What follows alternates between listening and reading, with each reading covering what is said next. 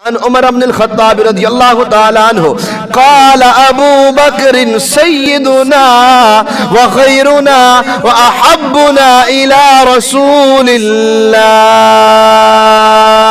حضرت عائشہ فرمانیہ نے ایک گل سنی عمر بن خطاب کو لو۔ حضرت عائشہ کہنیاں نے کہ عمر بن خطاب فرماندے سن، عمر بن خطاب کہندے سن ابو بکر سیدنا، کہ ابو بکر ساڑھے سرہ دا تاج نے، ساڑھے سردار نے۔ ابو بکر سیدنا، ابو بکر ساڑھے سرہ دے تاج نے، ساڑھے سردار نے۔ وخیرنا، تے ابو بکر ساڑھے ساریاں وچوں سب تو بہترین انسان نے۔ مولا علی دے نزدیک کون سب تو اعلیٰ؟ بولو تو صحیح، ایک منٹ وچ نہ بھول جاؤ نا، کام مفتہ تے گل یاد رکھو۔ مولا علی کی فرماندے نے کہ سب تو افضل کون؟ ابو بکر صدیق۔ عمر پاک کی فرماندے نے کہ سب تو افضل کون؟ حضرت عائشہ کی فرماندے نے سب تو افضل ترین کون؟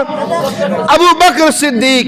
کہ قرآن کی کہندہ ہے ان اکرمکم عند اللہ یتقاکم، اے جس انسان نو عمر پاک سب تو افضل قرار دین، جس انسان نو مولا علی سب تو افضل قرار دین، جس انسان نو اما عائشہ سب تو افضل قرار دین، اس بندے دے سب تو اعلیٰ ہون میں کوئی شک باقی نہیں رہندا۔